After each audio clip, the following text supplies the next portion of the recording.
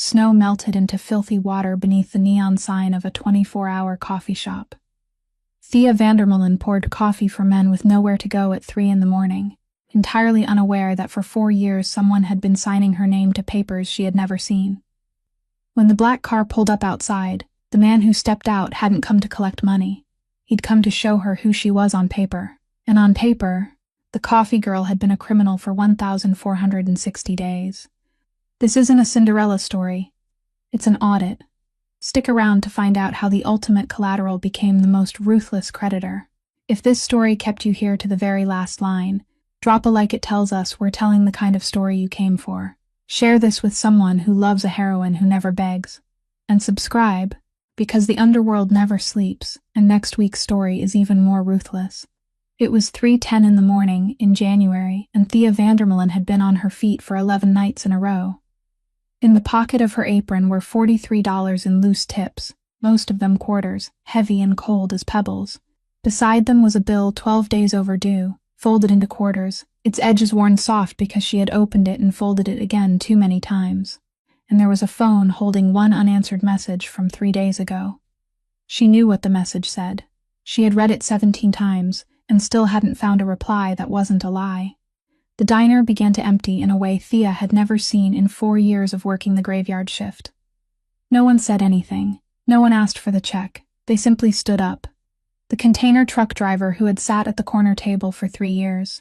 The man who always ordered black coffee with 2 sugars and always left exactly $1, abandoned half a cup that was still warm, and walked out without looking at her. The 2 nurses who had just finished the night shift at Beth Israel gathered their coats into their arms and stepped out into the snow before they had time to put them on. Mr. Halloran, who had paid her wages for 4 years and had never once paid them on time, went into the kitchen, and the swinging door closed behind him. He didn't come back out. Thea stood behind the counter, still holding the coffee pot, listening to melted snow water run through the drain pipe outside the porch. She had seen enough things in this diner to understand one very simple truth. When everyone knows something and no one says it aloud, the person who doesn't know is the one who is about to pay. The black Maybach parked in front of the diner and left its engine running. Its low vibration traveled faintly through the glass, a deep, expensive, patient sound. Behind it, a Range Rover pulled forward and stopped across the entrance to the parking lot. Its headlights swept over the windows, illuminating the trails of sleet water crawling down the glass, and then went dark. The doors opened. The man entered the diner without hurry. He brushed the snow from the shoulder of his coat with a careless flick of his hand, as though snow were something that had forgotten its manners. He was tall, dressed in a charcoal 3-piece suit, without a tie, the collar buttoned at his throat. He didn't look around the diner. Ordinary people looked around when they entered an unfamiliar place. This man didn't, because he had known what was inside before he opened the door. He sat on a counter stool, the 4th one from the left, and placed both hands on the stainless steel surface. On the ring finger of his left hand was a silver band whose engraving had nearly worn away. Thea looked at that ring and thought, with no reason at all, that it was the only thing on him that looked as though it had ever been loved. He ordered an espresso. She made it. Halloran's espresso machine had had a broken lever since the fall, and she had to hold it down with her palm for 20 seconds, something she had done thousands of times until she no longer felt the heat. She set the cup in front of him. He finished it in 2 swallows, placed it down, and turned it halfway around with the tip of one finger. Only then did he speak his first words. "You make better coffee than most of the people I've driven into bankruptcy." Behind him, a blond man with a buzz cut and fingerless leather gloves stepped to the door and turned the lock. The click was very soft, but in the empty diner it sounded like someone snapping a small bone. The man leaned back against the door, folded his arms, and smiled at Thea. It was a friendly smile. That was the worst thing about it. Then a woman entered, with platinum hair cut into a bob, steel-framed glasses, and a gray wool coat without a single snowflake clinging to it. She didn't look at Thea. She looked at the counter, judged it, and then placed a leather briefcase on top of it. Thea thought of the $43 in her apron pocket. She thought of the back door beyond the kitchen, the one Halloran locked at 9 o'clock every night, and kept the key to inside a locked drawer. Because he was afraid someone might steal a bag of coffee. She thought about running for exactly 1.5 seconds, then put the thought away the way she put away a bill she didn't have enough money to pay. Running was an expense. She couldn't afford it. She wiped her hands on her apron twice, slowly, until they stopped trembling. Then she raised her eyes to the 3 people standing in her diner at 3:10 in the morning and asked in the same voice she had used for the past 4 years. "Would you like anything else?" The platinum-haired woman lifted her head. For the first time, she looked directly at Thea. And there was something in that gaze that Thea wouldn't find the right name for until much later, when it was already too late. It wasn't contempt. It was satisfaction. Then the woman released the locks on the leather briefcase, and the clicks rang through the empty diner twice, steady and measured, like a clock that had just begun counting down. 3 weeks. Thea heard that length of time, and something inside her chest closed very softly, like a refrigerator door. The trust fund her mother had left behind wasn't large.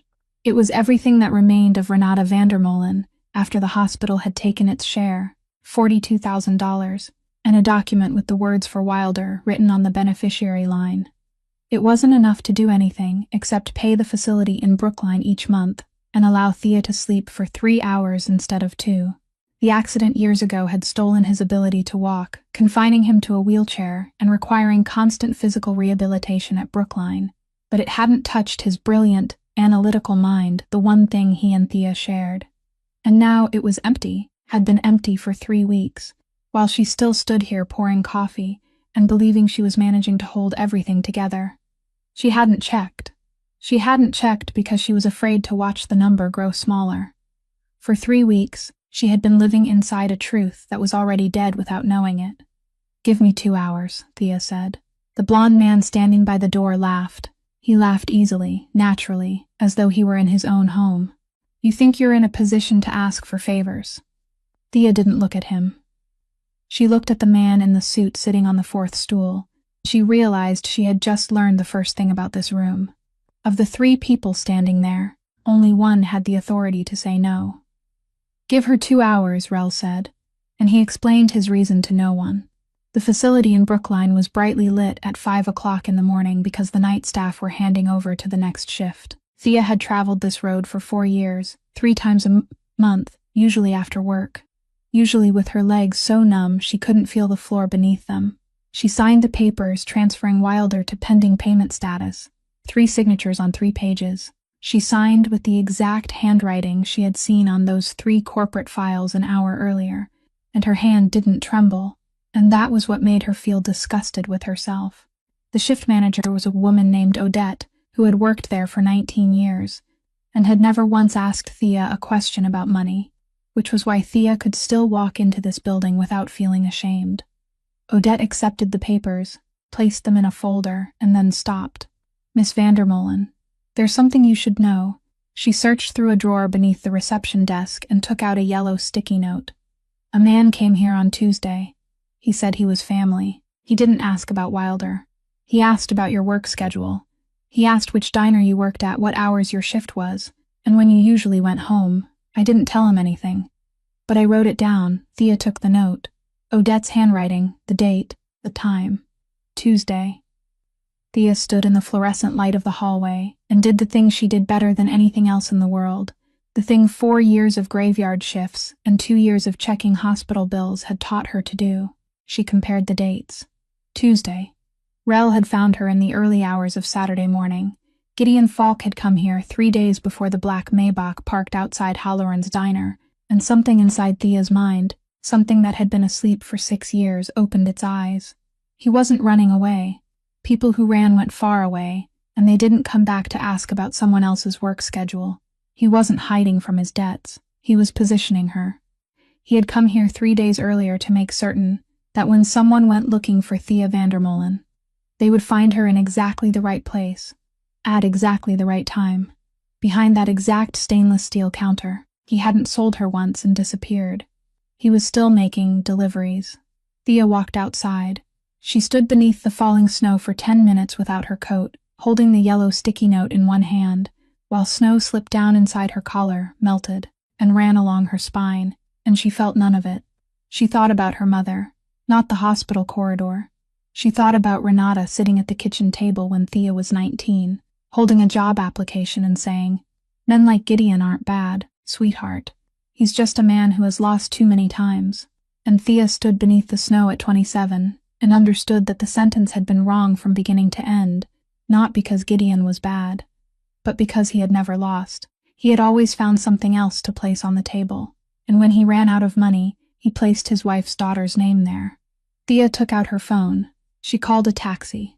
The driver asked where she was going, and she gave him an address that wasn't her home. $43 in her apron pocket, and she spent 11 of them returning to the very place she had just been allowed to leave. Halloran's diner was still dark. The Maybach was still parked outside, its engine still running, heat from the exhaust rising in a thin white column through the freezing air, and every snowflake that touched the hood melted at once. Thea walked up to it and knocked twice on the rear window. The glass lowered. Rel looked at her. He didn't ask why she had come back. He didn't ask where she had gone. He only looked at her, and there was something in those amber eyes that would take her a very long time to understand. "Who's driving?" Thea asked. No one answered her question. The rear door of the Maybach opened from the inside, and that was the answer. Thea settled onto the warm, supple leather and realized she was dripping melted snow onto something worth more than everything she had ever owned put together. The Range Rover led the way. The cars headed north, leaving the city behind, following the coastline as the eastern sky changed from black to a murky gray, the color of dishwater, the kind of dawn only people who worked the graveyard shift knew existed. Thea looked through the window and counted the streetlights. She did it because if she didn't count something, her mind would begin counting something else, and she knew exactly what it would count. 1,460 days, $42,000. 3 days. "You aren't crying," Rel said. He didn't turn his head. He was looking through the window on the other side, where the sea appeared in fragments between rows of bare trees. "Crying is an expense," Thea said. "I can't afford it." "Do you always speak in terms of money?" "I was only taught one language." Rel said nothing else for the remaining 30 miles. But there was a moment, as the car turned off the main road, when Thea saw his reflection in the glass, and he was looking at her. He wasn't stealing a glance. He was looking directly at her reflection, knowing she was looking at his, and neither of them turned away. Marblehead. The gate opened with something that wasn't a key. The driveway followed the edge of the cliff, and then Thea saw the house, and she thought that calling it a house was like calling a safe a box. It wasn't a castle. There were no columns, no statues, nothing meant to impress. It was a low, long mass of concrete and glass, gray and suspended over the cliffside as though it had grown from the rock instead of being placed upon it. The glass was black, all of it. From the outside, nothing could be seen within. From the inside, Thea would soon discover everything could be seen. It doesn't look like a home, she thought. It looks like a safe with windows. Inside were polished concrete floors, concrete walls, high ceilings, and at the far end, a single wall of glass opening onto the lead-colored Atlantic. There were no paintings, no family photographs. Thea stood in the middle of that room wearing Reeboks with the toes splitting open, uniform pants still stained with coffee from the shift. 2 nights earlier, her hair tied back with a rubber band she had taken from the diner trash, and the smell of burned coffee clinging to her clothes, a smell she had lived with for so long that she no longer knew it followed her. She could smell it now. In this room, she could smell it, and the 3 of them began discussing her right in front of her, as though she were a shipment that had just been unloaded at the docks. "Make her scrub the floors," Beckett said, removing his leather gloves, folding them, and slipping them into his back pocket. He spoke to Rel without looking at Thea.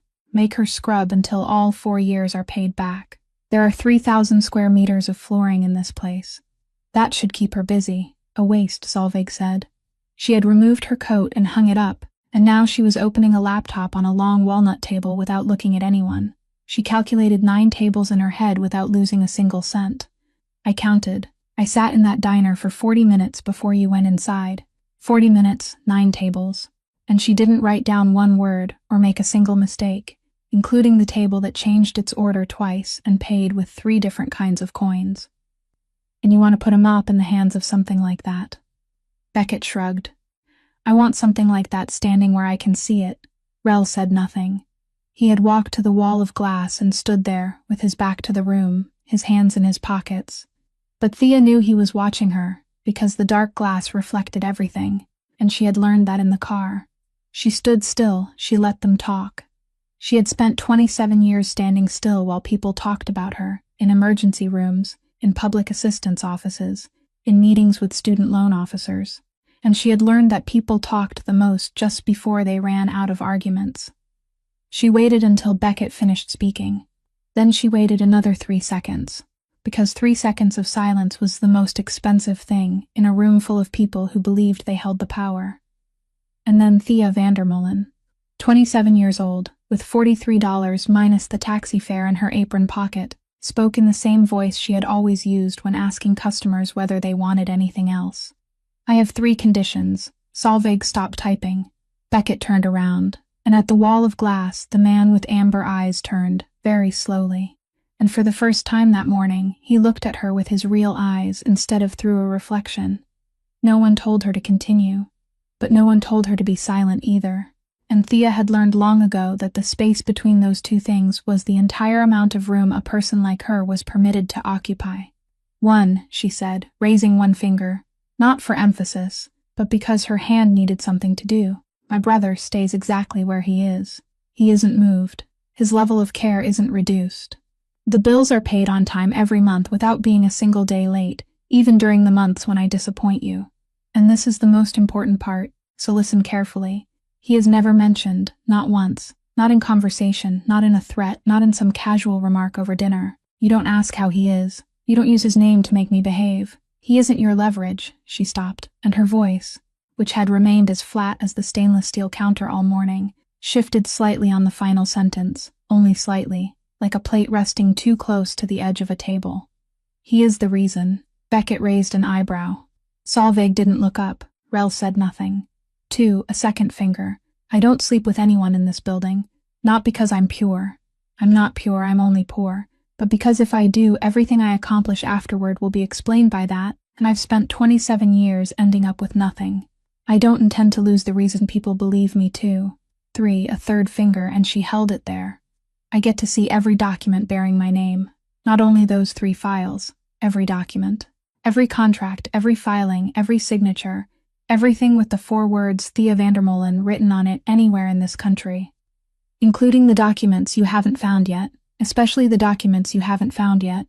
The room fell silent. Outside, waves struck the foot of the cliff with a low, steady sound, each one exactly 7 seconds apart. Then Beckett stepped forward. He didn't move quickly, and that was the worst part, because people only walked slowly when they had traveled the same distance many times before. He stopped in front of her, close enough that Thea had to tilt her head back. He took the leather glove from his back pocket and pulled it onto his right hand, 1 finger at a time, slowly.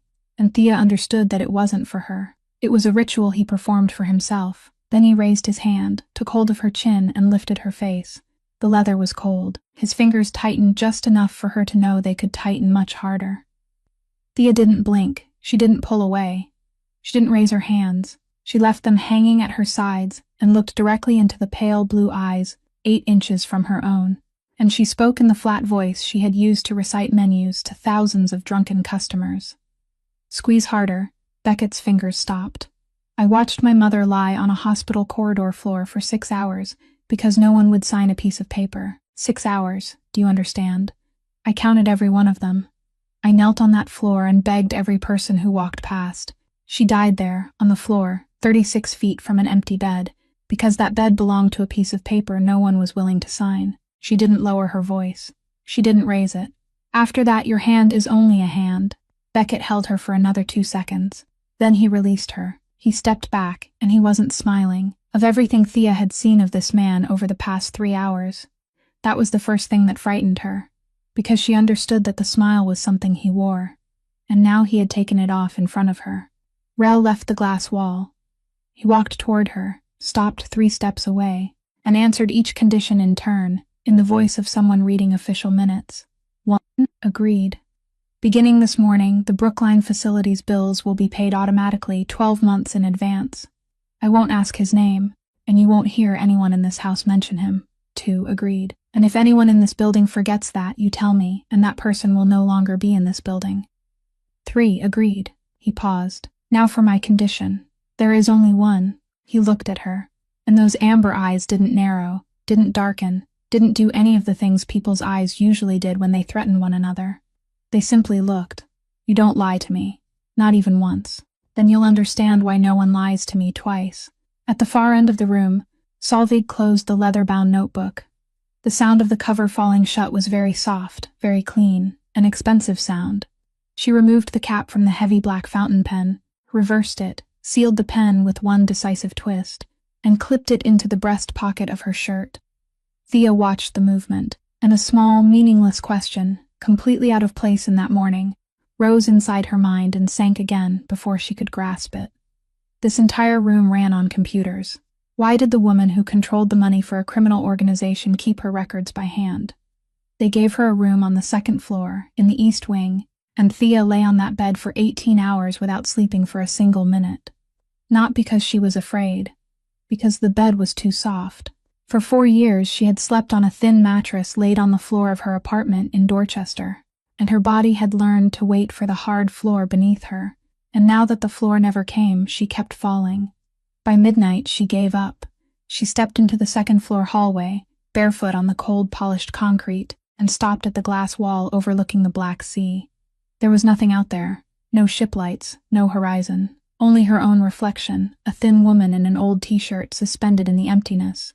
You can't sleep, Thea didn't startle. She had heard him 10 seconds earlier, because Rel was the only person in this building who wore shoes indoors. The bed is too soft, she said. He stopped a few steps away from her and looked out at the Black Sea too, and for a long while neither of them spoke. Then he said the thing he had waited 18 hours to say. I didn't buy you to collect a debt, Miss Vandermeulen. Thea didn't turn around. She watched his reflection in the glass. You think I need $42,000 from a trust fund. You think I park outside a diner at 3 o'clock in the morning for an amount smaller than what I spend on one night in Providence. He paused. For the past 4 years, someone inside my house has been very carefully writing your name on paper. Not someone from outside. An outsider couldn't have done it. An outsider wouldn't know which of my companies needed a clean name, how long that name needed to stay clean, or when it had to be replaced. This required someone who knows my machinery from the inside, who knows when it breathes in and when it breathes out. Only then did Thea turn around. I have 140 people working for me, Rel said. I know the names of their wives and children. I know who owes whom. I know who drinks, who gambles, who is deceiving whom, and I don't know who it is. Then he said the sentence that made the concrete floor tilt beneath her feet for the second time in 24 hours. You are the only bone in this machine that person has to touch. For 4 years, they wrote your name. They will have to write it again. They will have to check whether you are still alive, whether you are still useful, whether you have begun to suspect anything. I brought you here to see who comes closest to you. Thea stood perfectly still, and inside her mind something turned upside down, like the moment she checked a column of numbers and realized she had been adding the wrong sign from the very beginning. She wasn't a prisoner. Prisoners were locked away from everything.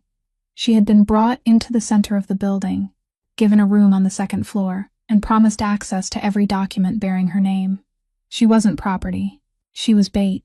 And she understood the second thing at once, the thing that made her throat go dry. Bait wasn't supposed to know it was bait.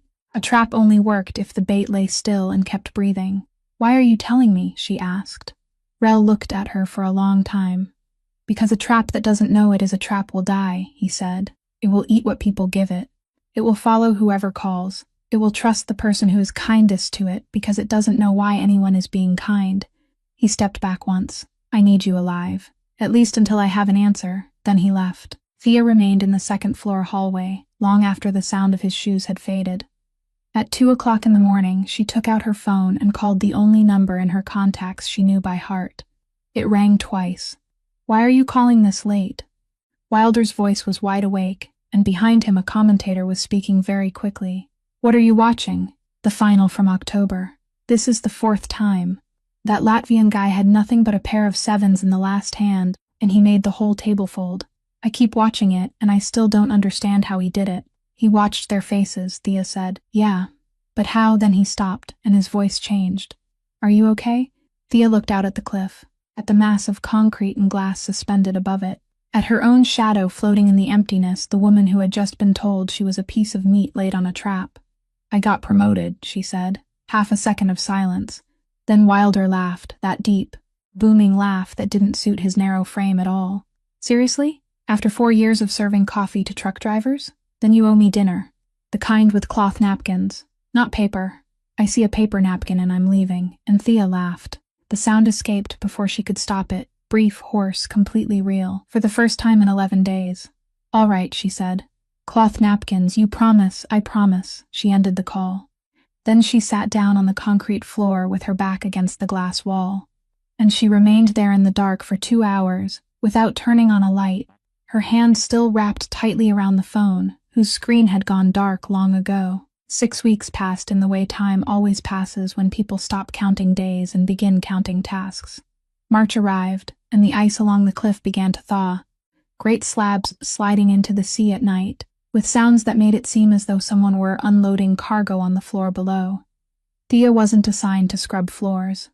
Thea was given a chair in the accounting room in the basement, a windowless room with concrete walls, 6 monitors, and the kind of pale white fluorescent light she recognized immediately because it was exactly like the light in the corridors of Beth Israel Hospital. She had thought she would hate that room. She didn't. During those 6 weeks, she spent more time there than she did in the bedroom, with the bed that was too soft. Her job was to digitize the records of the legitimate businesses. The things used to wash everything clean, a chain of laundromats in Chelsea, 3 restaurants, and a container rental company. Not the sensitive books. Solveig called it the shallows. And Thea understood that they were lowering her into water that reached only to her knees to see whether she knew how to swim. One afternoon in March, Solveig came down to the basement and said nothing. She pulled over a chair, sat 6.5 feet away from Thea, and watched her work for 40 minutes. Not a word. Thea knew she was there. Thea kept working. 4 years on the graveyard shift had taught her that when someone stared at you without speaking, the only thing to do was keep pouring coffee. "You're using Benford's method," Solveig said. Thea didn't turn around. "I didn't know it had a name." "It has a name. I only know that 1 is supposed to appear more often than 9. It happens everywhere. In invoices, populations, the lengths of rivers, about 1 number in every 3 begins with 1. People don't know that. So when people invent numbers, they spread them evenly because they think evenness looks natural." She pressed 2 keys. A column of figures lit up. "Here, it's the opposite. This laundromat chain reports revenues beginning with 7, 8, and 9 twice as often as revenues beginning with 1. Real money doesn't grow that way. This is money someone planted." Solveig was silent for a long time. "Where did you learn that?" And Thea, for the first time in 6 weeks, turned her chair around. "At the hospital," she said. "I checked my mother's bills every night for 2 years. Every night after work, I spread them across the kitchen floor because the table wasn't wide enough. I couldn't afford to hire anyone. I didn't know anything. All I had was time, and I had plenty of time because I didn't sleep." She shrugged, a small gesture, almost apologetic. "They charged for the same CT scan twice. The same day, 40 minutes apart, under the same code. No one gets 2 CT scans within 40 minutes. I caught it." She turned back toward the screen. "It didn't save her. She still died. But I caught it." Solveig said nothing for 15 seconds.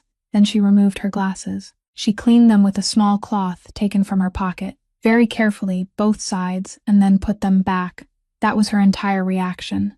And it would be a very long time before Thea understood that it was the only moment in 8 years when anyone had seen Solveig Brandt need a pause. Then Solveig took the fountain pen from the breast pocket of her shirt. A heavy black Mont Blanc, its barrel polished smooth at the exact place where her fingers always held it. She placed it on the desk in front of Thea and slid it forward smoothly. "You'll need something to sign with," she said. "Later, you'll understand why." She stood and went upstairs, and she didn't look back.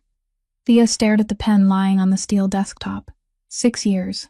It had been 6 years since anyone had given her anything. People paid her, people left her tips, and once someone had handed her an old coat because she was trembling so badly.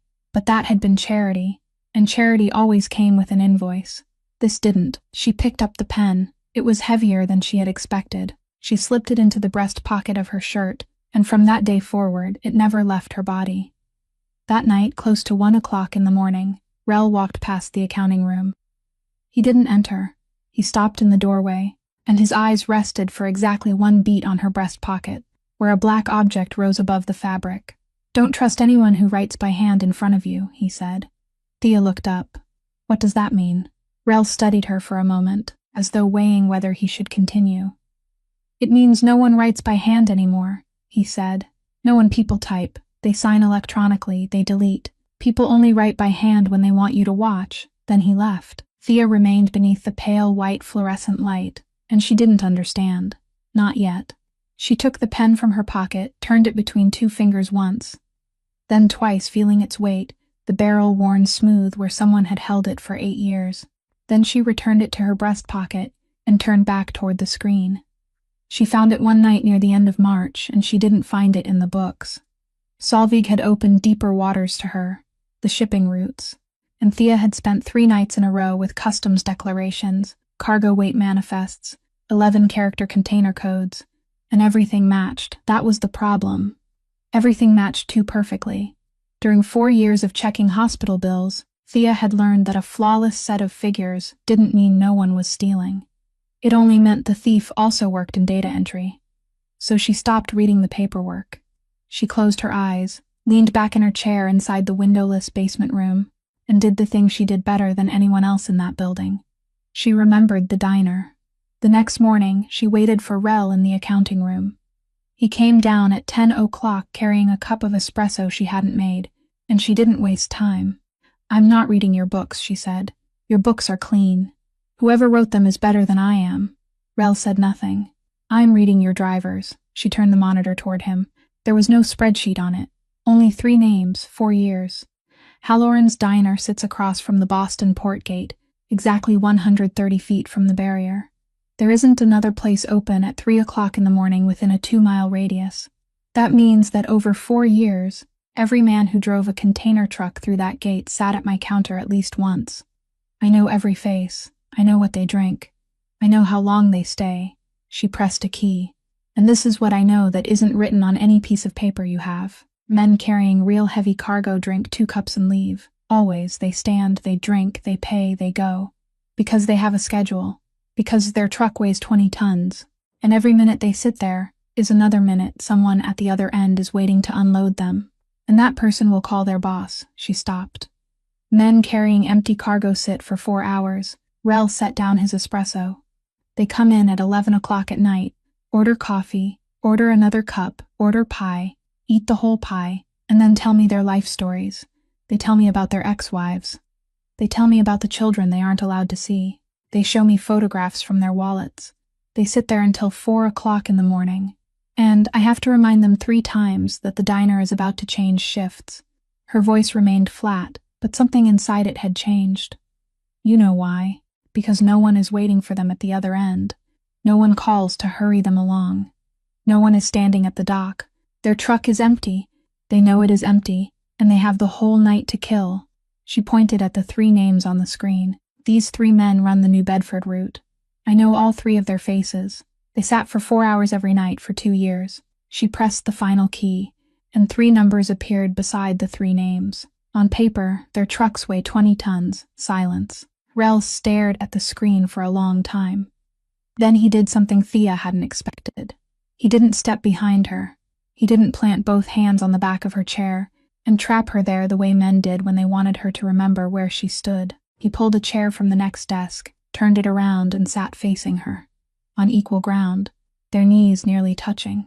And Thea realized, with a chill along her spine, that she had no prepared response for this. She had already built an answer for a hand gripping her chin. She had nothing for a chair drawn up across from her. "How much?" he asked. $95,000 a week, Thea said. "And if the federal authorities open one of those containers, the company whose name is attached to it will be dead within 48 hours. She paused. "The company named on it is Coastline Bonded Storage." They both knew whose name appeared on the director line. Rel didn't move. "You report to Solveig," he said. "She told me last week that you were digging into the New Bedford route. Why didn't you report this to her?" "Because she teaches me," Thea said. "You own my file. Those are 2 different relationships. Starting today, you report to me. Is that a raise or a longer sentence?" He stood. He picked up his espresso, and at the doorway he stopped. You'll decide that for yourself, he said. Then he turned back, and those amber eyes touched the breast pocket of her shirt for exactly half a second, exactly where a black object rose above the fabric. Do you remember what I told you about people who write by hand? Thea placed her hand on the keyboard. She didn't touch her pocket. She had learned that much. Yes, she said. Good, Rel said. The door closed. The call came at 11:40 at night, and Thea recognized the Brookline number before the screen had fully lit. She had saved it under the name Call Immediately. The caller was a young chick Thea didn't know, her voice sleepy and completely harmless, and she said one very short sentence. This month's bill had been declined. Then she immediately continued, explaining that it was only a system error at the bank, that they were changing their software, that more than a dozen accounts had been affected, that it would be resolved within 2 business days, that there was nothing to worry about. Please don't worry. Thea said thank you. She said thank you in a normal voice. She ended the call, and she stood in the stainless steel kitchen, a kitchen as large as the entire first floor of her old apartment, and realized she hadn't heard a single word after the 4th one. System error. 2 business days. Nothing to worry about. She hadn't heard those words. She had heard only declined. She had heard that word when she was 19, in the student loan office. She had heard it when she was 20, at the insurance counter, when someone explained that her mother's diagnosis qualified as a pre-existing condition, so unfortunately. She had heard it at 3 o'clock on an August afternoon, when she stood in a corridor at Beth Israel Hospital, holding a piece of paper, while a man in a white coat told her that the request for a bed transfer had been declined. And 4 hours later there was no one left to transfer. 27 years, and that word had only ever meant one thing. It meant, we have reviewed your file, and we have decided that you are not enough. Thea struck the edge of the metal counter with her hand, once. The back of her left hand, directly over the old white scar where the skin had been thin since she was 19. She heard the impact, felt it travel all the way to her elbow, and felt no pain. That was what frightened her. She sat down on the floor with her back against the refrigerator, and she remained there. Beckett found her at 4 o'clock in the morning. He entered the kitchen to get water, barefoot, wearing a t-shirt, without his gloves, and stopped in the doorway. He looked at her sitting on the floor. He looked at her hand. He didn't ask a single question. That was what Thea would remember forever about that night, that the man who had once gripped her chin and lifted her face walked in and didn't ask her anything. He reached into the cabinet, took down the first aid kit, then sat on the concrete floor beside her, stretched out his legs, and took hold of her wrist. His hand was bare. His leather gloves lay on the counter, neatly folded and left behind. It isn't broken, he said after 10 seconds. You hit too weakly. Someone who means to break her hand strikes here. He tapped lightly on another place along the back of her hand. You struck the scar. You aimed for the part that was already damaged.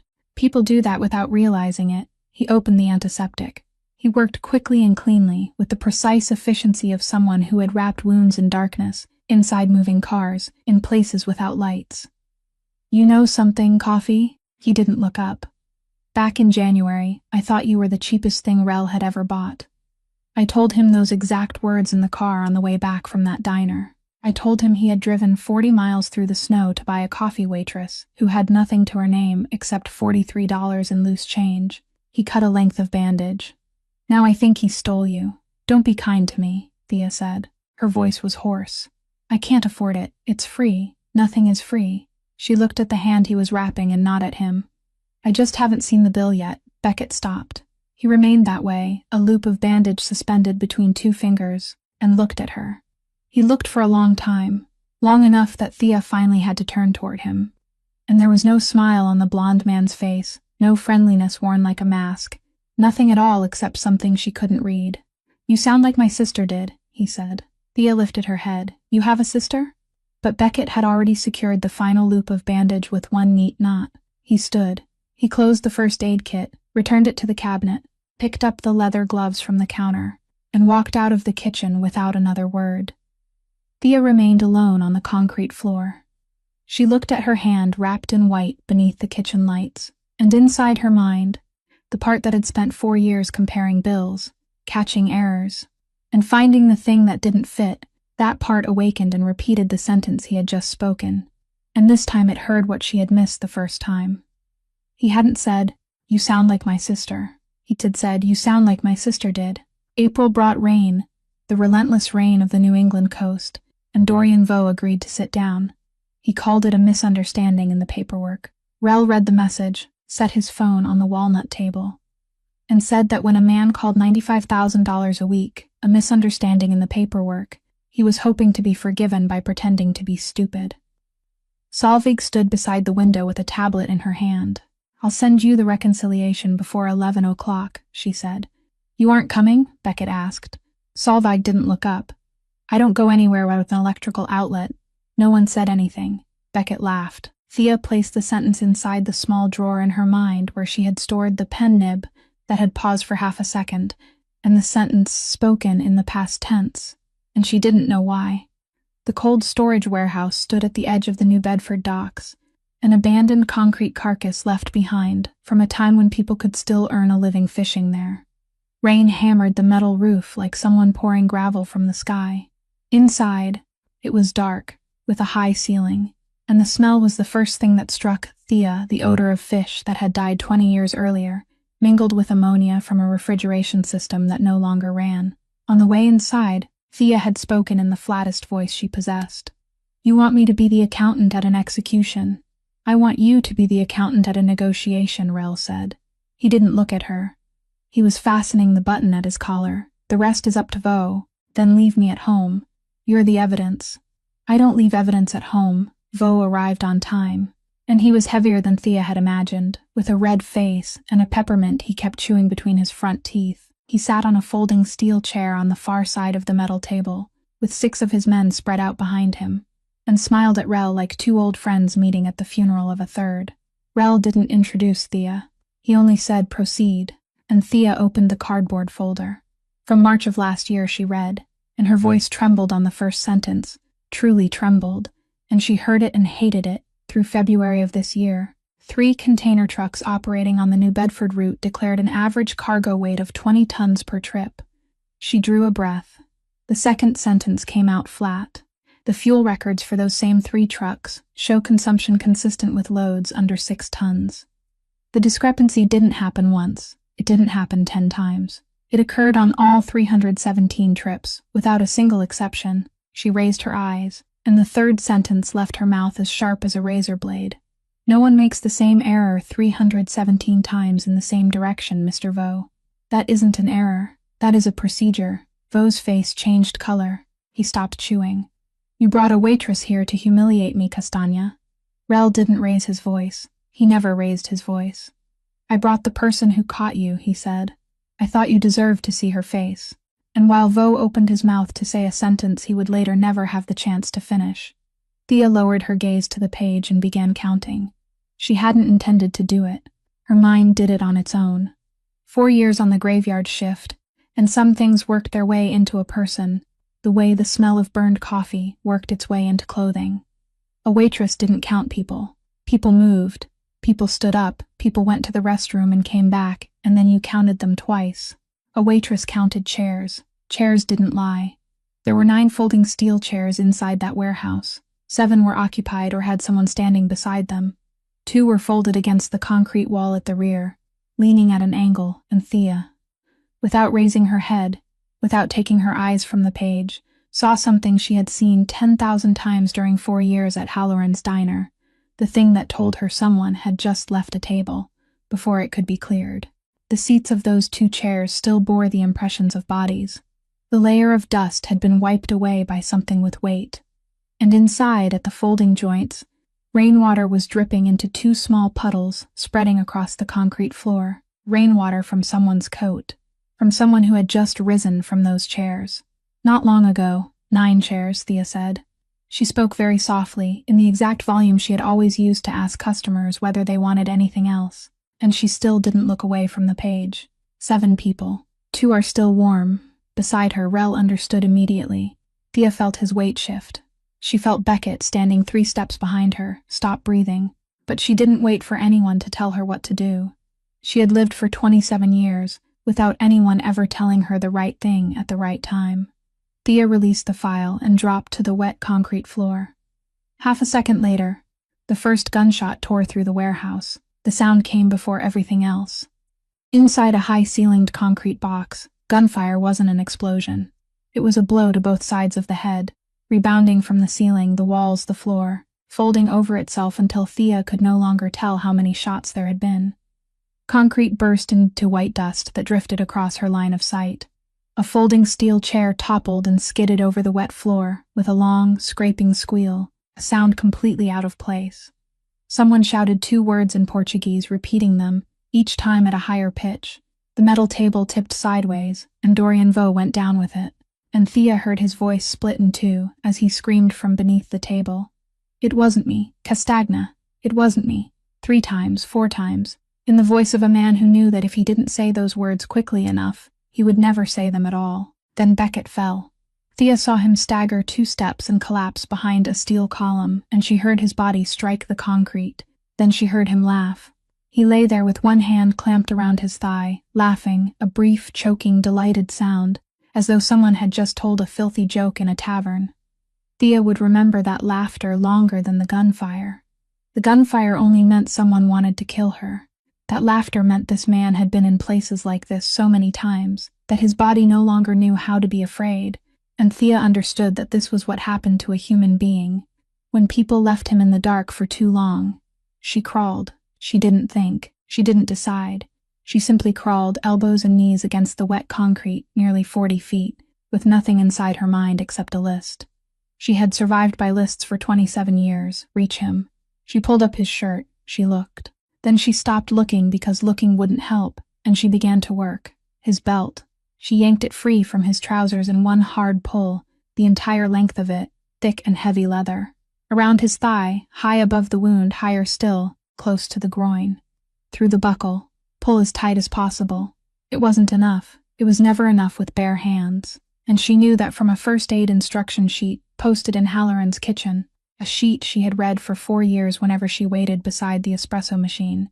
She needed leverage, something rigid enough to twist. Thea reached into the breast pocket of her shirt. The pen was there.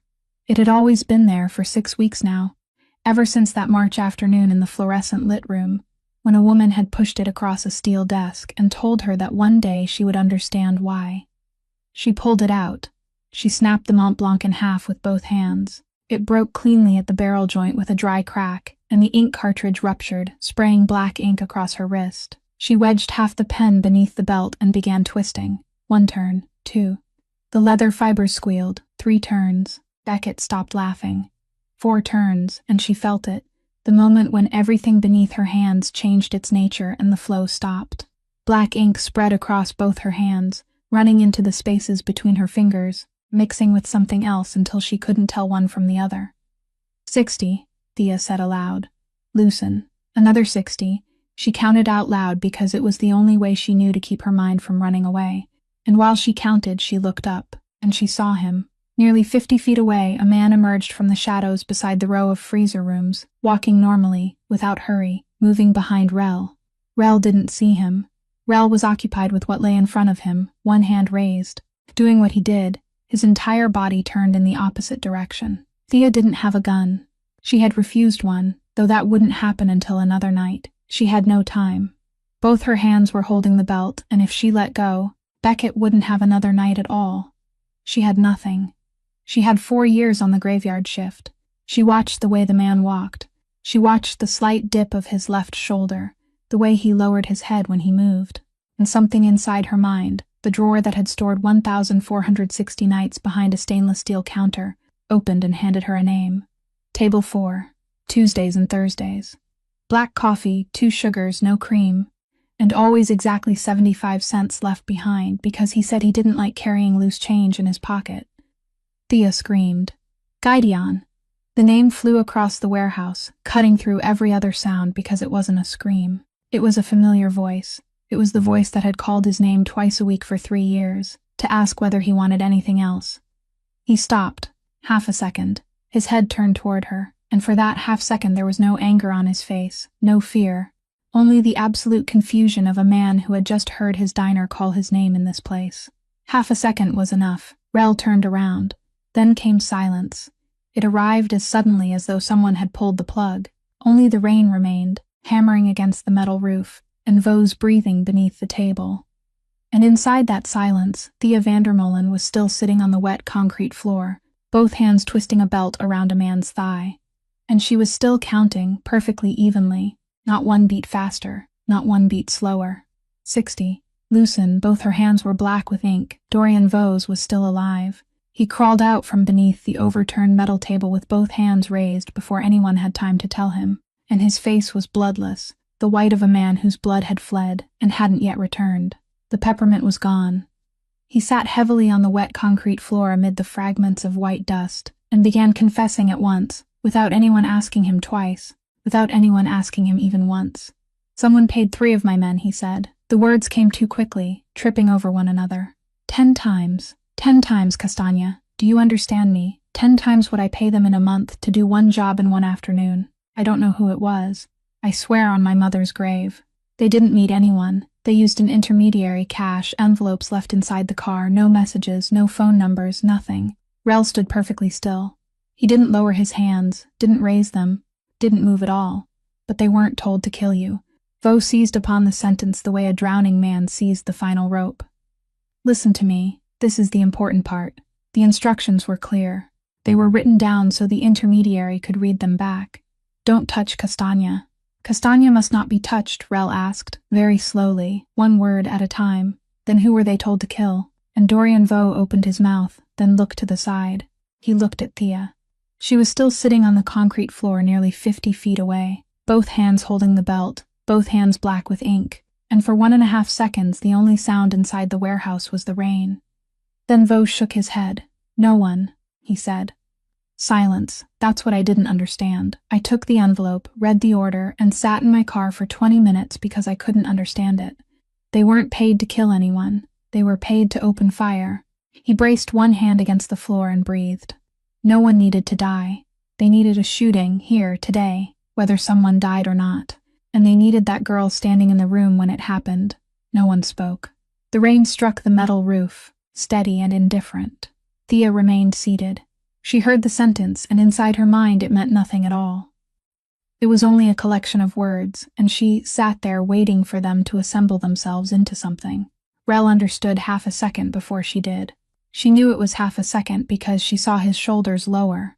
A movement so small it was the first thing in 4 months that made her think this man also had a body. "They didn't want you dead," Rel said. He was no longer looking at Vaux. He was looking at her. "They wanted you present," and now the words came together. "A murder at a Massachusetts port, with your name in the scene report, not as a suspect. You don't need to be a suspect. You only need to have been there. All it takes is one line in a state police report saying that Thea Vandermolen, director of Coastline Bonded Storage, was inside the room." He took one step toward her. 3 money laundering companies in your name, operating for 4 years. Add one fatal shooting that happened while you were standing there. Do you understand what that becomes? Thea didn't answer. "It becomes something you will never remove. No lawyer could remove it. You would never leave the United States. You would never leave this state." He stopped. "You would never leave my house." Thea looked down at her hands. Black ink covered them from fingertips to wrists, already beginning to dry along the edges. And in the gray warehouse light, they looked as though they belonged to someone else. She thought about 6 weeks. She thought about the fluorescent lit room, the 6 monitors, the nights she had sat there and found the New Bedford breach, and carried it to Rel, like a cat bringing home a mouse. And she had been proud of it, truly proud. And she understood that she was the one who had brought herself into this warehouse. She had found Vaux. She had forced Vaux to sit down. She had created this room with her own ink-blackened hands. That person hadn't needed to abduct her. They had only needed to wait until she became good enough.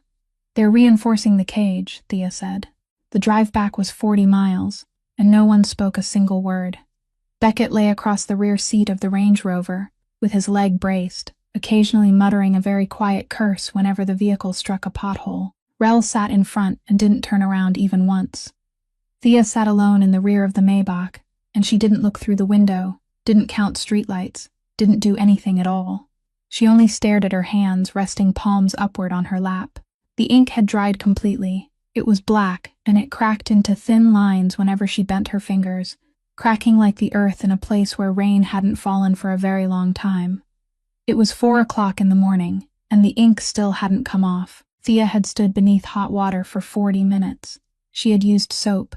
She had scrubbed with a nail brush until her skin turned red, and the ink was still there, faded to a gray-blue stain between her fingers and around her nails, the color of something that had gone beneath the skin instead of resting on top of it.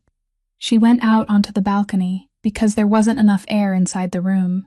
Below her, the Black Sea struck the foot of the cliff at intervals of exactly 7 seconds, and she stood leaning against the concrete railing, with her hands turned upward, studying them beneath the moonlight.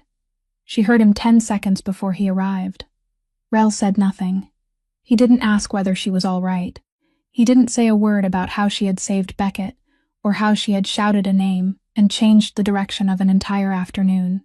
He simply stepped forward, placed a handgun on the concrete railing in front of her, and pushed it toward her with 2 fingers. It was the exact gesture Solveig had used when she pushed the pen across the steel desk, and Thea recognized it immediately, and something very cold traveled down the back of her neck. "Take it," Rel said. "It's light. You'll learn in 1 afternoon. Next time, you won't have to remember anyone's name." Thea looked at the gun for a long time. It lay there, black, smaller than she had imagined, perfectly still against the concrete. Then she extended 1 finger and pushed it back toward him. Only 1 finger. "No, what are you going to do?" He wasn't angry. His voice was only tired. "Shout the name of the whole city. You were lucky once, Thea. Next time, that man will be someone you've never served, and you'll stand there with your mouth open and nothing inside your head. I'm going to remember." She turned toward him. And for the first time in 4 months, she looked directly into the man's eyes without calculating anything, without measuring how much she was allowed to say, without weighing how much each sentence might subtract from the invisible debt she carried. She simply looked. "He used the name March at the diner," she said. "He drank black coffee with 2 sugars and no cream. He sat at table 4 on Tuesdays and Thursdays for 3 years. He always left exactly 75 cents because he didn't like carrying loose change in his pocket. He said it tore the fabric. He had a dog named Bishop. He named him that because he liked chess, but he was terrible at it. He told me he had never beaten anyone except his 7-year-old nephew, and he thought the boy had let him win." Her voice didn't tremble. That was what made it difficult to hear. "For 3 years he sat at that table, and I knew all of those things. I didn't want to know. I only stood there and poured coffee, and people kept talking. They kept leaving pieces of themselves on my counter, and I had nowhere to throw those pieces away. So I kept every one of them." She looked down at the gun. "Today I used one of those pieces. I took his name out of the drawer and threw it at him, and I used 3 years of his coffee to do what you do with this. Then take this," Rel said.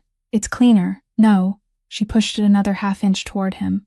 "If I take this, next time I won't need to know anyone's name. I won't need to remember what he drinks. Then the time after that, then one day, I'll look at a man standing 50 feet away, and I won't see a person anymore. I'll only see an expense." She raised her eyes. "If I forget their names, I become you." A wave struck the foot of the cliff. 7 seconds. Then another 7. Rel wasn't angry. He said nothing for a very long time. Then he reached out, picked up the gun, and slipped it inside his coat with a movement he had repeated 10,000 times. He turned toward the Black Sea. "You know," he said, "that is the cruelest thing anyone has ever said to me. And I've been shot twice. Do you want me to apologize?" "No." He stared out for a long time at the place where there were no ship lights, no horizon, nothing at all. "I want you never to change your mind." Then he went inside. Thea remained alone on the balcony, both hands resting on the cold concrete railing, hands with ink buried beneath the skin that would remain there for weeks. And she realized something.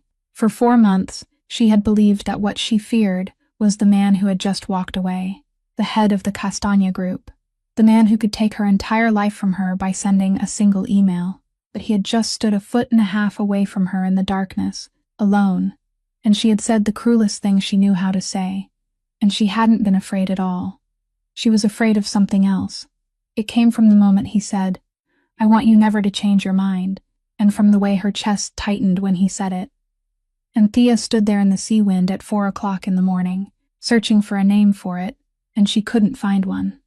The infirmary was in the basement, 3 doors down from the accounting room, and it had the same pale white fluorescent lighting Thea had learned not to look at directly. Beckett lived.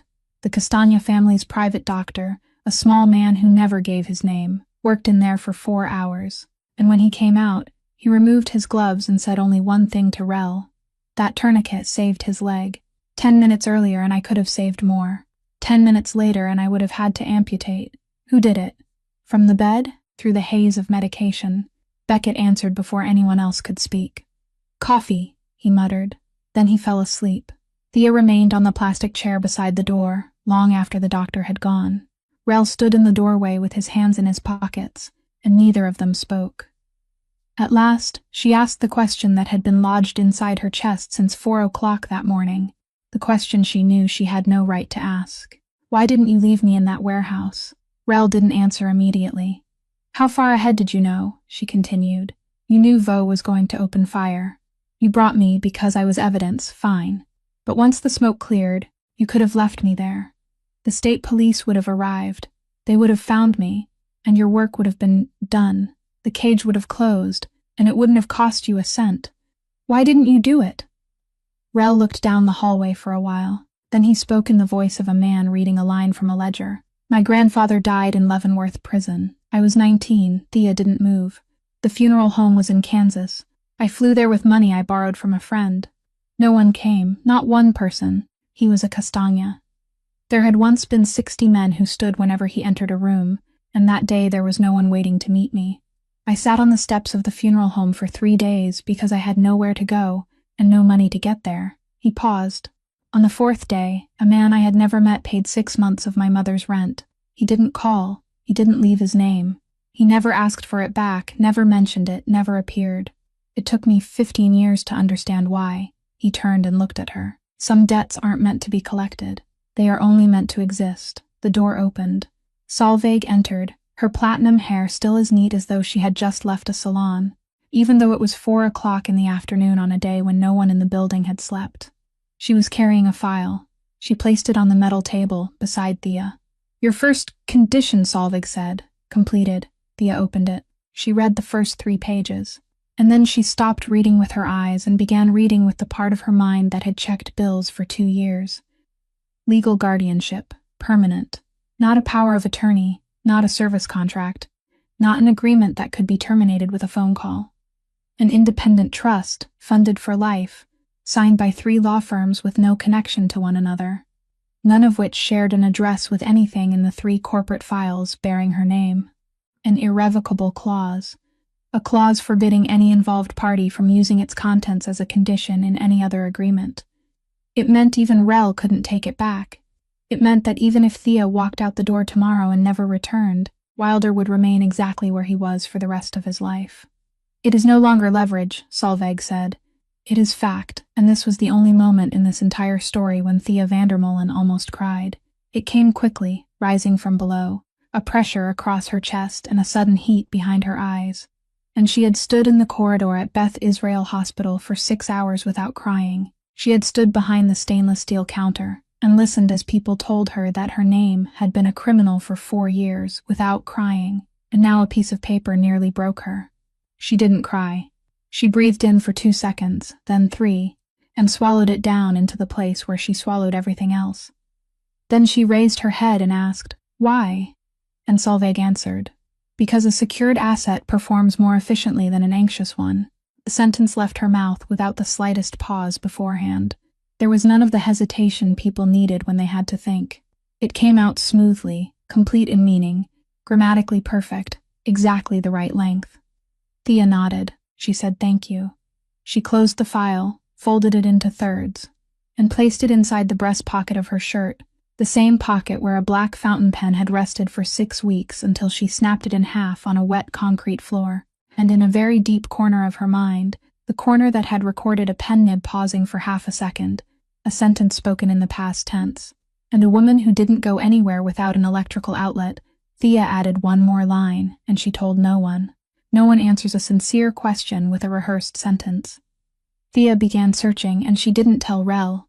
She told herself it was because he had 140 people working for him, and one of them was betraying him. And no one handed a suspect list to the person under suspicion. But that wasn't the real reason. The real reason was that she had lived for 27 years without asking anyone for help, even once, without paying a price. and she didn't intend to begin now. She entered Beckett's room on Tuesday afternoon while he was still confined to the infirmary, carrying a stack of clean clothes so she would have an answer if anyone asked. No one asked. His room was so bare that it made her uncomfortable. One bed, one chair, one table, nothing on the walls. The desk drawer wasn't locked. Inside was a stack of papers. Thea pulled them out, and for 2 seconds she didn't understand what she was looking at. Then she understood, and the entire room tilted. They were copies of the records for the 3 companies. Meridian Freight, Coastline Bonded Storage, Ashgrove Holdings. Her name, her signature. The fishhook and the V, but they were old. The 4 corners were worn. The paper had gone soft where fingers had held it, and the edges had yellowed in the way paper only yellowed after being pulled out and shoved back in hundreds of times. And in the margins, written in pencil, were notes, dates, question marks. One name crossed out, then another name crossed out. She was standing there with the papers in her hands when the tapping of crutches against concrete sounded in the hallway. Beckett stopped in the doorway. He looked at the papers in her hands. He didn't startle. Explain, Thea said. What are you going to do if I don't explain, Coffee? He came inside on his crutches, slowly, one step at a time. Hit me? I've already been shot. Get in line, explain. Beckett sat on the edge of the bed. He leaned the crutches against the wall. He remained silent for a long time, both hands resting on his knees. And Thea stood still and allowed him to sit there because she had learned that people spoke the truth when they ran out of ways to avoid it. I kept them because I'm looking for that person too, he said. I have been for 3 years. Thea didn't move. Before you arrived, I had 6 names. 6 different names in 6 different sets of records over 8 years. You are the 7th, he raised his eyes. And you are the first one still alive. Something very cold traveled down Thea's spine. Why are you looking? Beckett stared at the floor. Because that person killed my sister. Silence. Outside, a wave struck the foot of the cliff. 7 seconds. She was 28, he said. She was an auditor. She worked for a private firm in Providence, the kind banks hired to review records before approving loans. She was good. She had been better than me at everything since she was 9. And I joined the military because I wasn't good at anything. He paused. One day, she found a name on a document she wasn't supposed to find. She called me. She said, Beckett, there's something strange about this. I found a name that keeps appearing in places where it shouldn't appear. I told her not to touch it. Those were my exact words. Don't touch it. She laughed and told me she wasn't a child. He spoke the next sentence in the steady voice of someone who had repeated it to himself thousands of times. 9 days later, her car struck the median on Interstate 95 at 2 o'clock in the morning. They said it was a traffic accident. They said she had fallen asleep. I read that report 200 times. She didn't drink. She didn't take medication. She was driving home at 2 o'clock because she had been working. And she had been working because I told her not to touch it, and she thought I was joking. He looked up at Thea. Do you understand why I hated you at first? That night in January, I stood inside your diner and watched you pour coffee. And I hated you so much that I had to go lock the door just to give myself something to do. Because you were sitting in that chair. You were doing the exact same thing, the thing that killed her. And you didn't even know you were doing it. Thea stood there for a long time. Then she folded the papers carefully along their old creases, returned them to the drawer, and pushed it closed. Then we searched together, she said. Beckett looked at her. Do you have any leads? Thea stood in the doorway. She thought of a pen nib, pausing for half a second above a stainless steel counter. She thought of an answer that had come without any hesitation beforehand. I have a question that was answered too quickly, she said. That evening, she went to Rel's office, and she didn't waste time. She placed the proposal for restructuring the New Bedford route on his desk, 14 pages, and told him she would clean up the mess Vo had left behind, that she would make it so clean that if federal agents opened a container, all they would find were washing machines. And she wanted 25% of the route's gross profits transferred quarterly into an account in her name. You're bargaining with the man who owns your file, Rel said. I'm bargaining with the man who just told me that some debts aren't meant to be collected, Thea said. I'm not an employee. Employees are allowed to quit, I'm not. So either I'm a partner or I'm a prisoner. And you have to choose one, because I won't do $95,000 a week worth of work for a cage. Rel stood. He walked around the desk. He stopped in front of her and raised one hand, and Thea didn't step back. He adjusted the collar of the charcoal blazer she was wearing, the blazer someone had placed inside her closet, one size too large, and smoothed it flat. His fingers touched her collarbone. 1.5 seconds. Neither of them breathed. 25%, he said. Then he stepped back. Your second condition. I still respect it. He returned to his desk. Until you revoke it yourself, June came. And the New Bedford docks had been rotting ever since Dorian Vaux sat down on the wet concrete floor and confessed everything he knew.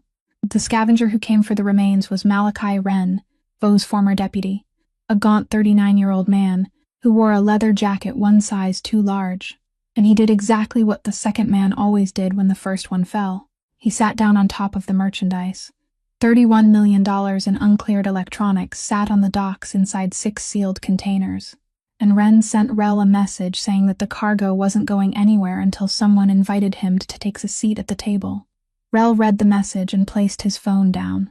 He's holding my cargo hostage to demand a chair, he said. In 3 days, he won't be able to hold on to anything, not even a spoon. Thea, sitting at the head of the table with the 14-page proposal in front of her, looked up. You don't need to hit him, Beckett, leaning on a cane in the doorway, snorted. You need to evict him, Thea said. If you hit him, he becomes a martyr, and the 300 men at that dock will remember forever the day Castagna came in with blood. If you evict him, he becomes an unemployed man, and no one remembers the name of an unemployed man. With what? Rel asked. You don't have any money. And that was exactly what Thea had spent 3 nights in the fluorescent-lit room trying to solve. She didn't have money. 25% of the New Bedford route's gross profits was a promise written on a piece of paper. And the first quarter wouldn't close for another 3 months. The personal account of Thea Vandermolen held $1,200 and $68,000 in student debt. But she had something else. She had seen it at 2 o'clock in the morning, and when she saw it, she sat perfectly still for 10 minutes, because she couldn't believe it had been lying there for 4 months without anyone picking it up. 8 years, Thea said. For 8 years, that person laundered money through my name. 3 companies, 4 years of uninterrupted transactions through 2 of those 3 companies. And do you know what a good money launderer has to do? They have to make the company look cleaner than a real company. They can't be late with a payment even once because a late payment gets flagged. They have to file taxes on time. They have to pay debts early. They have to be perfect every month for 4 years because one stain exposes the entire machine. She turned the screen around.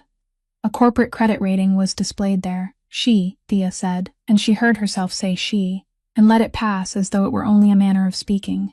Or he. That person built me a perfect credit record. Meridian Freight LLC has a stronger credit rating than 2/3 of the transportation companies operating in this state. It has never been late by a single cent. It has 4 years of spotless transaction history. On paper, that company is a model citizen. She raised her eyes. All I have to do is use it. Wren leased the docks from the city, but he had financed the lease with borrowed money, and the loan came from a small community bank in Fall River. The kind of bank with 4 branches and a board of directors composed entirely of retired people. Thea had read their quarterly reports. They were starving for capital.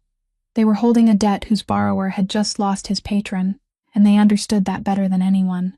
Meridian Freight LLC called them on a Tuesday morning. Meridian Freight LLC offered to purchase the entire mortgage loan on the docks. The bank examined Meridian Freight's credit record, and they agreed within 11 days. Bought cheaply, bought cleanly, bought legally, notarized, with lawyers for both sides seated across from one another, inside a conference room containing an artificial plant. The weapon the enemy had spent 8 years forging, Thea picked up with her bare hands. Then she did the second thing. She sent transfer orders to 314 workers at the New Bedford docks. Double wages, effective immediately, deposited directly into each person's account, without passing through crew leaders, supervisors, or any hand that had ever stood in between and cut away a piece. She removed the entire middle layer with a single click. Loyalty bought with blood fades, she said. People stop fearing you by the 3rd month. Loyalty bought through a bank transfer lasts forever. Every 2 weeks it reminds them again, and it reminds them on the exact day they look at their account. Rel watched her for a very long time. He said nothing for nearly a minute, and Thea allowed him to look. You just used your cage as a key, he said. No. Thea closed the computer. Keys are meant to open doors leading outside. I don't intend to go outside, she stood. I used it as a hammer. In the doorway, Beckett had stood listening from beginning to end, leaning on his cane. He watched Thea walk past, then looked at Rel. I still don't understand any of this, he said. But I'm frightened. That's good, right? The New Bedford Dock Operations Office was a 2-story sheet metal box raised on pilings, and the June sea wind slipped through the gaps around the windows throughout the meeting, carrying the smell of salt and diesel fuel. Thea sat at the head of the table. Rel stood to her right with his hands in his pockets, and during the next 22 minutes he didn't say a single word. Beckett stood to her left, leaning on his cane, and he was smiling, wearing the friendly smile Thea now knew was something he put on. Malachi Wren arrived 15 minutes late because he thought it was a strategic move. He sat down, jerked his chin toward Thea, and spoke to Rel. I don't negotiate with coffee waitresses. Good, Thea said. He turned to look at her, faintly surprised that the chair could speak.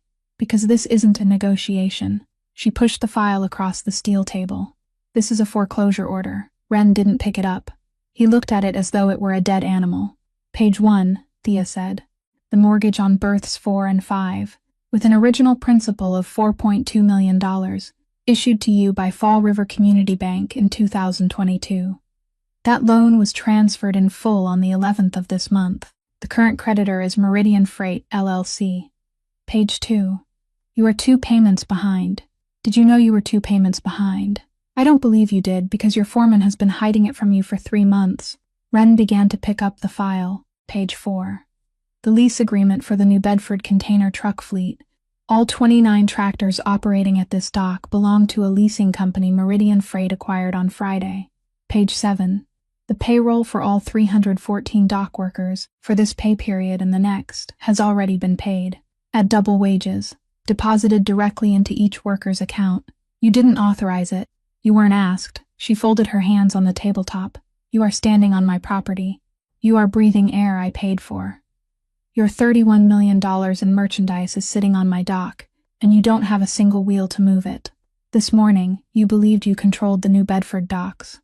Today is Wednesday, Mr. Wren. You were finished at 9:11 last Friday morning. No one simply bothered to call and tell you. Wren's face changed color. He threw the file down on the table. I'll burn it all. 6 containers. I'll pour gasoline over them and burn everything. And you can seize the ashes. Burn them, Thea said. She didn't move a single millimeter. The cargo is insured through one of our companies. You burn it, we report the loss, we collect the insurance payment, and that money is clean. It comes from an insurance company headquartered in Hartford, and no one in this world asks where it came from. You have just offered to launder $31 million for us free of charge. She tilted her head. Then the fire investigators will trace the accelerant. They always trace it, Mr. Wren. All they need is one rag. And they will trace it straight to your front door, because in the entire state of Massachusetts, there is only one man who loses everything if that cargo remains intact. You will launder our money for us, and then go to prison as our thank you. Silence. The wind whistled through the gaps around the windows. Wren sat up straighter, then turned toward Rel, and his face carried the expression Thea had seen thousands of times across the stainless steel counter at 4 o'clock in the morning. The expression of a man searching for another man to speak to. Castagna, he said. Let's talk man to man. You and me. Rel shrugged. That was everything he did during those 22 minutes. Don't look at me, he said. She owns you, not me. Wren remained seated for another 4 seconds. Then he shoved one hand into the pocket of his leather jacket, pulled out a heavy ring of keys, and threw it onto the steel table. It landed with a metallic crash, slid across the surface, and stopped in front of Thea. He stood, shoved his chair backward, and walked toward the door. He didn't look back. The sheet metal door slammed shut, and Thea stood, and her knees gave way. It came without warning, a wall collapsing inside her, her hands losing all feeling as the floor tilted beneath her. And she thought with perfect clarity, oh, so I was still afraid. Rel caught her. He said nothing. One hand beneath her elbow, the other against her back, holding her upright as though it were the most ordinary thing in the world. Thea raised her eyes. He was very close. She could smell wool and sea salt and something faint, expensive and nameless. My second condition, she whispered. I revoke it. Rel didn't move for the length of one heartbeat. Are you certain? I have never been certain of anything in 27 years, Thea said. Except numbers, she drew a breath. And you. Outside the door, Beckett shouted, his voice carrying across the docks.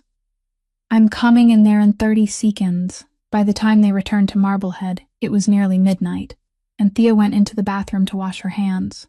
The same thing she did every evening without thinking. She stood beneath the white light with her hands under the faucet, and she looked down. The ink stain was still there. 2 months had passed since that wet concrete floor in New Bedford, and it remained, a faint gray-blue mark in the webbing between the index finger and thumb of her right hand, where she had gripped the broken half of the pen to twist it. It wasn't dark anymore. It was only a shadow beneath the skin, something she could see only when she stood under white light and looked directly at it. Thea stared at it, and her mind, the mind that had spent 4 years reconciling bills on the kitchen floor at 2 o'clock in the morning, the mind that had counted 9 chairs inside a warehouse moments before the shooting began, did what it always did. It took one thing from a drawer and placed it beside another. Don't trust anyone who writes by hand in front of you. Rel's voice, in March, from the doorway of the accounting room, a sentence she had heard, failed to understand, and stored away. No one writes by hand anymore. People only write by hand when they want you to watch. Thea turned off the faucet. She stood perfectly still for 30 seconds, her hands still wet. Then she moved. She went down to the basement. She opened the safe that had contained her access code since January, because she had demanded it under Condition 3. The condition that had made Beckett curl his lip that night while Solveig said nothing. She removed the 3 files: Meridian Freight, Coastline Bonded Storage, Ash Grove Holdings.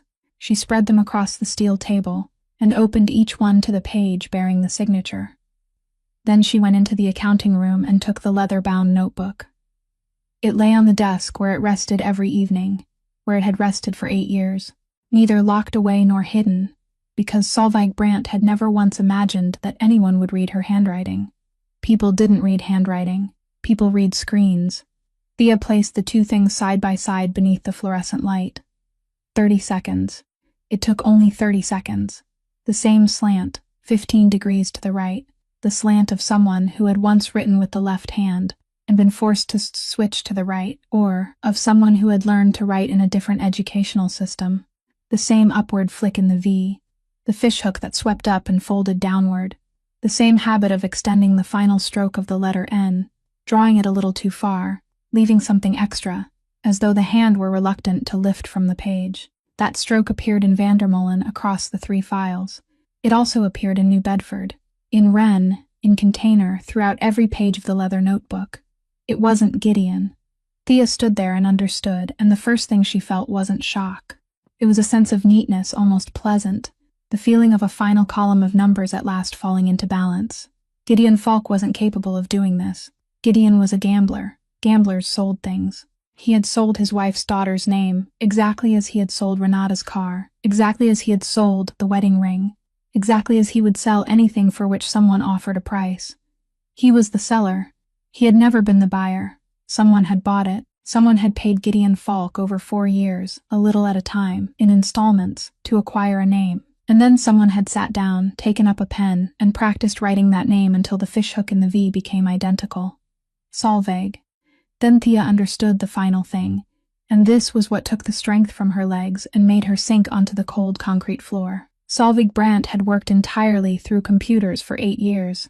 Not one piece of paper. Not one handwritten signature. Among the 140 people in this organization, no one had ever seen her handwriting. It wasn't a habit. It was discipline. It was the only shield between her and the 3 files lying on the table. For 8 years, she had maintained it perfectly. Then she had sat inside a diner at 3 o'clock in the morning, opened a leather notebook, and written in front of Thea. Then she had continued writing, every day, for 6 weeks, inside this fluorescent-lit room. Then she had taken the pen from the breast pocket of her shirt, pushed it across the steel desk, and said that one day Thea would understand why. She had written by hand in front of only one person in the world, because she was building trust with her scapegoat. Because a secured asset performed more efficiently than an anxious one. Her gentleness had been her mistake. Thea sat on the basement floor until dawn. She didn't call Rel. She didn't call Beckett. She sat there with the leather notebook in her lap, and thought about that afternoon in March, when someone had given her the first gift she had received in 6 years. And she thought about how she had placed it inside the breast pocket of her shirt, never allowed it to leave her body. And she thought about how she had broken it in half to keep a man alive. At 5 o'clock in the morning, she took out her phone and dialed the only number in her contacts she knew by heart. It rang 4 times. "Do you know what time it is?" Wilder yawned. "Yes, are you okay?" Thea closed her eyes. "Tell me about that Latvian man," she said. "The one with the pair of 7s. And Wilder told her, for 15 minutes, excitedly, interrupting himself 3 times, while Thea sat on the cold concrete floor and listened, only to hear the voice of the one person in the world who had never lied to her. September came, and Thea had waited. For 2 months, she sat on what she knew without telling anyone, because she had learned from Solveig Brandt that a trap only worked when the prey didn't know it was being watched.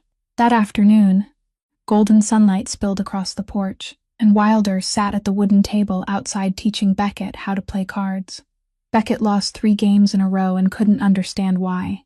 He spread his cards out, looked at them, looked at Wilder, then looked back at the cards. "That's impossible.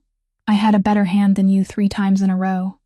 Wilder laughed, that deep, booming laugh that didn't suit his narrow frame at all, gathered the cards, and shuffled them again with slow but precise fingers.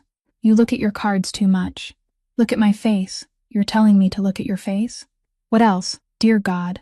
The 2 of you." Thea stood in the doorway holding a cup of coffee and watched the 2 men in the sunlight. There was no dark shadow anywhere inside that picture. That was what she would keep. Then a guard came around from the side of the house. "There's someone at the gate. He says he's family." Thea didn't put down her coffee. The first sentence left her mouth in the voice that 140 people in this organization had begun obeying since June. "Take Wilder inside." Beckett didn't ask again. He stood, swept the entire deck into his palm, said something about how Wilder owed him a rematch, and took him inside within 6 seconds. The glass door closed. Gideon Falk knelt in the gravel. He was skeletal, his blazer hanging from his shoulders as though it were draped over a hook, and the counterfeit Rolex had slipped halfway down his forearm.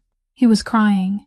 He said he was sick, that he had been clean for 4 months, that he had a sponsor, that he had come to make things right with his daughter, sweetheart. "Your father was wrong." Thea didn't look at him. She looked toward the steps. Solveig stood there holding her leather briefcase, her platinum hair as neat as though she had just left the salon, her face completely without expression. "You called him here," Thea said. It wasn't a question. Solveig didn't deny it. She looked at Thea for a long time, then placed the leather briefcase on the step, and that was the only gesture of surrender the woman ever made in her life. "I never intended to kill you, Thea." Her voice remained as flat as a measuring instrument. "If you died, I would lose the name. I needed you to run. If you ran, the records would still bear your name. You would become a fugitive, and I would remain safe for another 8 years. I only needed you to be frightened enough to leave this house." She removed her glasses, cleaned them, put them back on. "Do you think I hated you? I chose you. 8 years ago I needed a clean name, and I read 400 files. 400, Thea. I sat inside a room and read 400 lives. And I chose the girl whose mother was dying, whose brother needed money every month, and whose stepfather was willing to sell anything someone would buy." She looked down at Gideon kneeling in the gravel as though he were a line in a spreadsheet. "You were perfect. You would never check. You were too busy surviving." Then she spoke the final sentence, and her voice changed, only slightly. "Then you did the one thing I hadn't calculated. You were better than I expected." She shrugged, almost gently. "That was my mistake. I chose someone too intelligent to play the fool," Rel asked very quietly, from behind Thea. "What about Beckett's sister?" And for the first time in 8 years, Solveig Brandt hesitated. "She was the 6th name," she said. She checked. The glass door flew open. Beckett stepped onto the porch, and Rel stopped him with one hand against his chest without looking at him. Then Gideon stood. He no longer looked at Thea. He was no longer crying. He looked at Solveig, and his skeletal face wore the expression of a man who had just heard his name exposed in front of 3 witnesses. And he shoved one hand inside the blazer hanging from his shoulders. "You promised me you could handle this," he said. A gunshot. It was brief and dry, and it didn't echo the way it had inside the warehouse because outdoors, sound traveled away and didn't return. Solveig sat down on the step. Slowly, almost politely, exactly the way she always sat in a conference room. Her glasses fell into the gravel. She placed one hand against her stomach, then lifted it and looked at it, faintly surprised, as though she had just discovered a minor error in a spreadsheet she had checked 3 times. Beckett took Gideon down within 2 seconds. No gun was needed. There was only the sound of gravel and one breath forced from a body. Thea stood perfectly still. She didn't lift a finger. She stepped forward and bent down before the woman sitting on the step, the woman who had given her the first gift she had received in 6 years. "Why did you choose a gambler?" Solveig laughed. It was dry, decisive, almost mocking herself. "I calculated everything," she said, "every variable. I only forgot one thing." She looked at Thea, and her eyes had already begun drifting somewhere else. A gambler never stops at the right moment. The ambulance arrived 11 minutes later. Thea stood on the steps and watched both of them being carried away. The woman who had sold her life and the man who had sold her name. And she stood there in the September afternoon sunlight waiting for something to rise inside her. Nothing did. No anger, no pity, no relief, nothing at all. And that, not the gunshot, not the betrayal, not the 400 files, was what frightened Thea Vandermolen. After the ambulance left, the gravel in the courtyard was raked smooth again, and by sunset no one looking at it could have known that anything had happened there that afternoon. Thea stood at the concrete railing on the balcony, watching the Atlantic turn from lead to copper and then to a very deep purple, and she remained there for a long time, because she didn't know where she was supposed to go. Rel approached and handed her a cup of espresso. Thea took it. She drank one sip. Then she stood perfectly still for 3 seconds with the coffee in her mouth because she couldn't decide whether to swallow it or spit it out. "Terrible," she said. "I know. No, I'm serious. It's sour and burned at the same time. I don't understand how you managed to do both. It should have been one or the other. I've been practicing for 3 months. Thea turned to look at him. "Why?" Rel looked out at the sea. "Because that night in January you made me a cup," he said.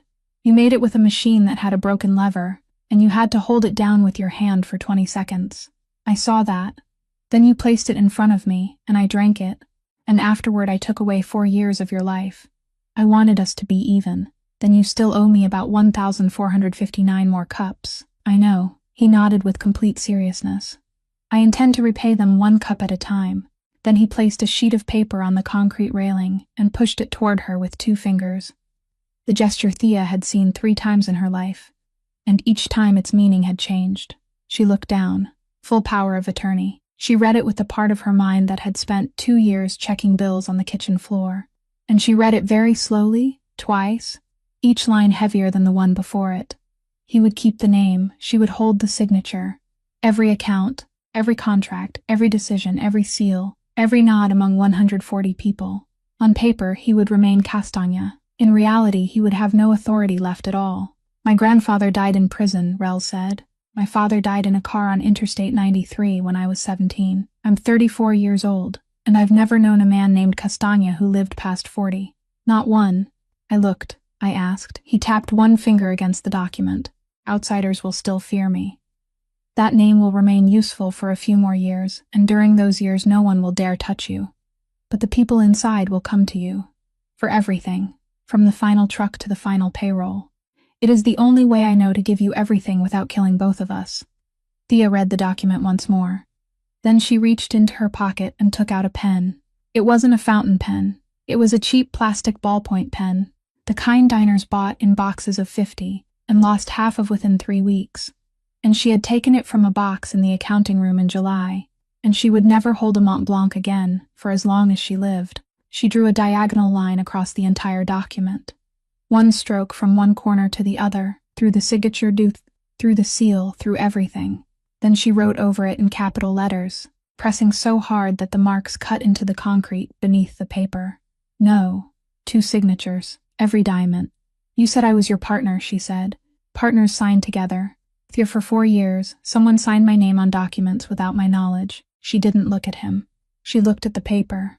"For 4 years, my name went to work in a room I had never seen, signed contracts, opened accounts, lived a better life than I did, while I stood behind a counter counting quarters. For 4 years, I was a name with no person standing behind it. Only then did she raise her eyes. If someone comes to collect a debt one day, I want them to open the file and see 2 names beside each other. I don't want your power. I can take power for myself, and you know that. I took the entire New Bedford dock with a company our enemy built for me. She pushed the document back toward him. I want you to be there. Rel looked at the document crossed through from corner to corner. He looked at the capital letters pressed deeply into the paper, and he laughed. For the first time in this entire story. It came out of him unexpectedly, breaking slightly in the middle, the laughter of a man who had spent 23 years trying to understand why someone had paid his mother's rent and never asked to be repaid, and who had just realized that some debts weren't meant to be collected. They were only meant to exist, and some debts were meant to carry two names. He took the cheap plastic ballpoint pen from her hand. He signed beside her words. Then she kissed him, or he kissed her, and afterward neither of them could remember who had moved first. It was brief. It wasn't theatrical. Two real people kissing beneath the last fading light on a cliff, with the crossed-out document held between their hands. 4 years earlier, a young woman had stood behind a diner counter at 3 o'clock in the morning, counting $43 in loose change, unaware that her name had been written on papers inside a room she had never seen. Today she stood on a cliff and owned the port those papers had once been used to move cargo through. No one rescued her. No one gave her a crown. She read the files. She found the error. She seized what was owed. The waitress was dead. The creditor had come home. If this story held your attention all the way to the final line, please leave us a like. Share this video with a friend who loves heroines who never beg. And subscribe to our channel to hear more compelling stories every day. We would truly love to know how Thea's story made you feel. Do you think she was right to refuse that gun, and in her place, would you have signed your name beside the name Castagna? Leave a comment and tell us what you feel deep in your heart, because we read every single line. We wish everyone listening to this video strong health, a joyful life, and peace in every day ahead. Goodbye for now, and we will see you again in the next video.